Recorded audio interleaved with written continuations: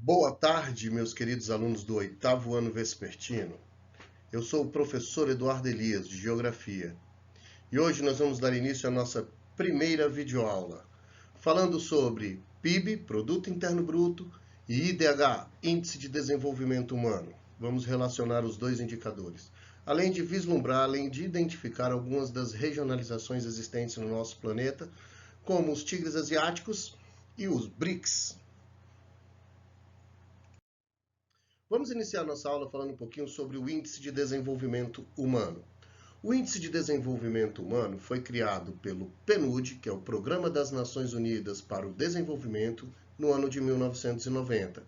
Porém, só foi utilizado pela ONU a partir de 1993.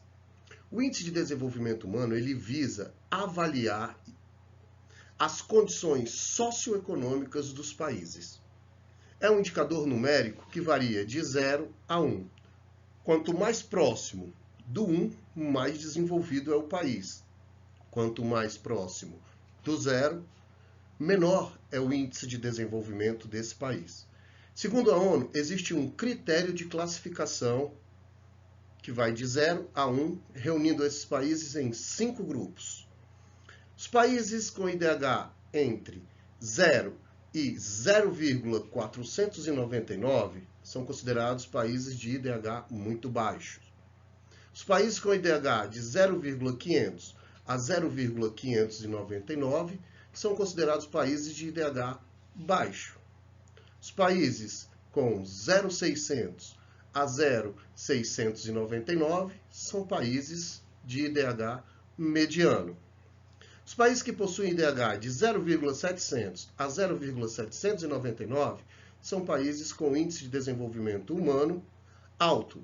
É nessa faixa que se encontra o Brasil, com 0,761, ocupando assim a 79ª colocação no IDH mundial. E os países que possuem IDH de 0,800 a 1 são considerados países de IDH muito alto ou muito elevado.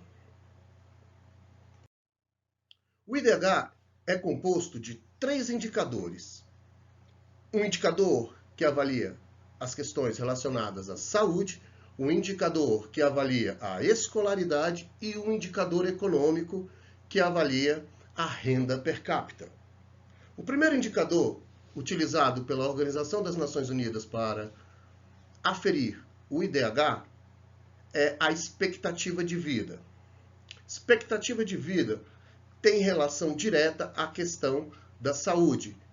Não apenas um hospital ou um sistema de saúde eficiente. A expectativa de vida leva em consideração o cotidiano, o dia a dia, a qualidade de vida do cidadão.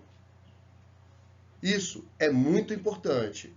Vai levar em consideração a mobilidade, o tempo gasto no deslocamento diário, o estresse, a alimentação, a atividade física, todo o bem-estar, toda a qualidade de vida do cidadão está diretamente relacionada à expectativa de vida.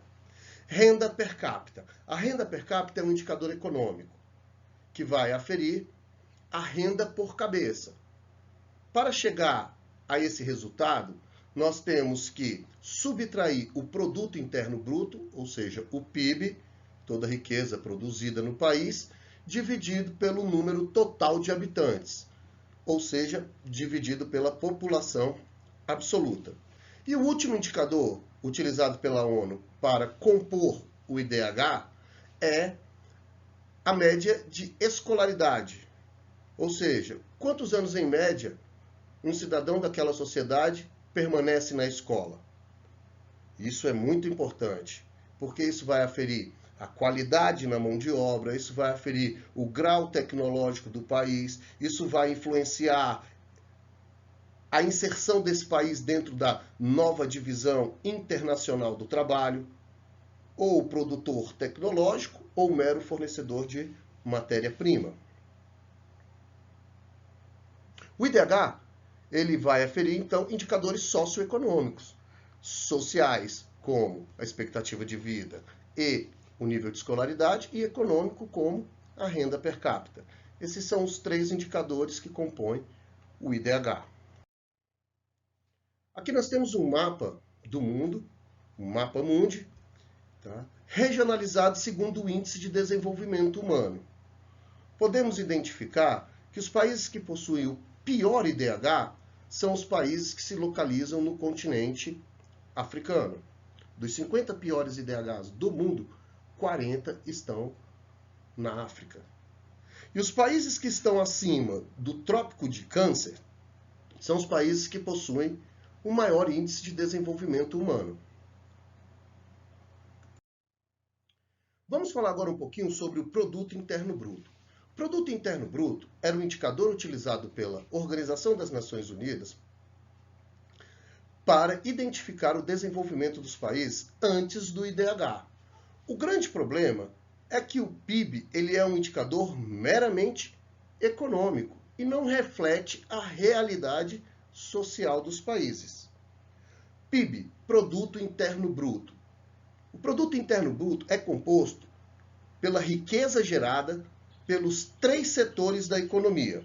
O setor primário, que é composto pela agricultura, pela pecuária, pelo extrativismo, animal, vegetal e mineral.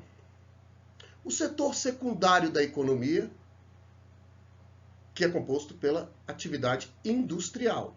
E o setor terciário da economia, composto pela prestação de serviço e a área comercial. Toda a riqueza gerada no país em um período de 1 ano é caracterizada como o nosso Produto Interno Bruto. O Produto Interno Bruto do Brasil, em 2019, foi de 7,3 trilhões de reais.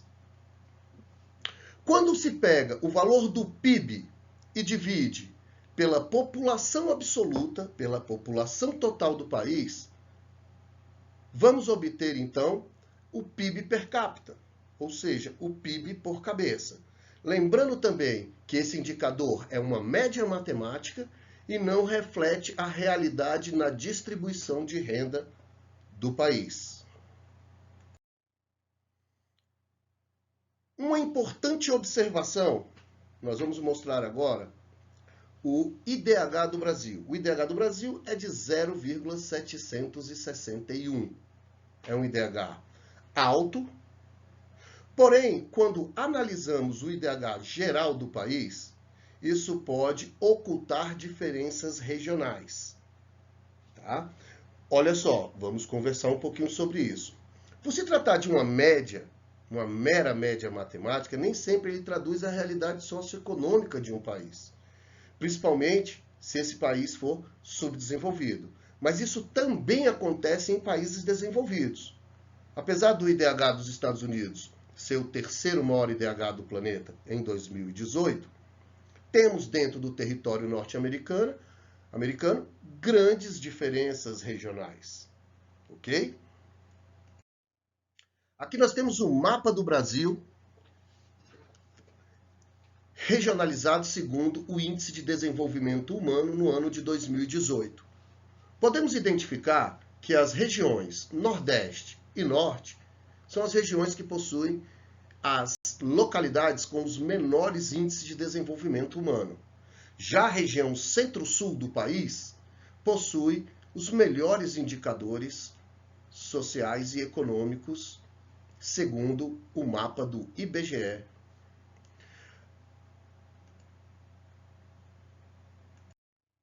Vamos falar agora um pouco sobre o caráter transitório das regionalizações.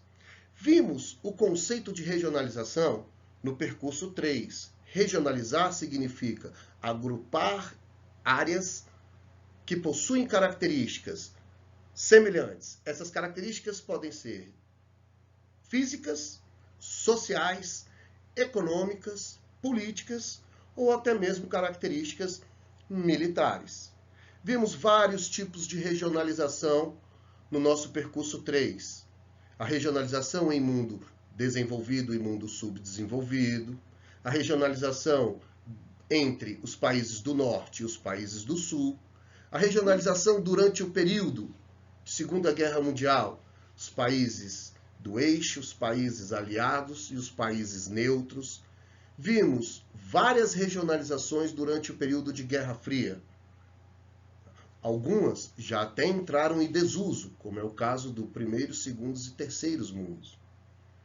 A regionalização ela possui um caráter transitório, pois o mapa e as fronteiras do nosso planeta não estão definidas de forma efetiva. Podemos ter mudanças e transformações a qualquer momento, como foi o caso do surgimento de um novo estado, o Sudão do Sul, em 2011, o 54º país independente do continente africano. Novos países podem surgir e isso pode fazer com que a nossa regionalização sofra alterações. Vamos falar agora de uma regionalização importante que ocorre dentro dos países do Sudeste Asiático e do Extremo Oriente Asiático. Vamos falar um pouquinho sobre os tigres asiáticos. Os tigres asiáticos são países que receberam forte influência econômica dos Estados Unidos na década de 60 e, a partir de então, começaram a investir maciçamente em educação, saúde e tecnologia, conseguindo, então, um grande desenvolvimento econômico e social em um curto período de tempo. São 4 países que pertencem a esse grupo chamado de tigres asiáticos. São eles Singapura, Coreia do Sul, Hong Kong e Taiwan. Lembrando que nós temos também os novos tigres asiáticos, que são países que seguiram o modelo de desenvolvimento dos tigres asiáticos, porém, a partir da década de 1990. Outra regionalização importante, que leva em consideração o grau de desenvolvimento de cada país, surgiu em 2001 com a formação de um conjunto de países chamado BRIC: Brasil, Rússia, Índia e China. Esses países são chamados hoje de emergentes. São países que investiram maciçamente em alguns setores, como ciência e tecnologia, investiram pesado na área de produção e vem investindo também muito na área social. São países que possuem um crescimento econômico e social significativo. Em 2010, junto aos BRIC, houve a adesão da África do Sul, finalizando o anacrônimo com BRICS. Essa regionalização é muito importante, tá? Porém, temos que levar em consideração o seguinte: quando se fala de países emergentes, você pensa em um crescimento vertiginoso, significativo do ponto de vista econômico e social, porém isso pode ocultar também mazelas e problemas na ordem social. São países que ainda apresentam problema com a fome, com a pobreza, uma infraestrutura ruim, baixos índices de desenvolvimento humano, nível de escolaridade baixo, renda per capita baixa e expectativa de vida mediana. São países que ainda precisam de um grau de desenvolvimento maior para serem considerados desenvolvidos. Eles estão emergindo do subdesenvolvimento para o desenvolvimento. Bem, agora vamos finalizar a nossa aulinha com um exercício. Temos aqui 5 exercícios para conclusão desse nosso conteúdo e o desfecho dessa nossa aula. De antemão, eu agradeço a participação de todos e até a próxima.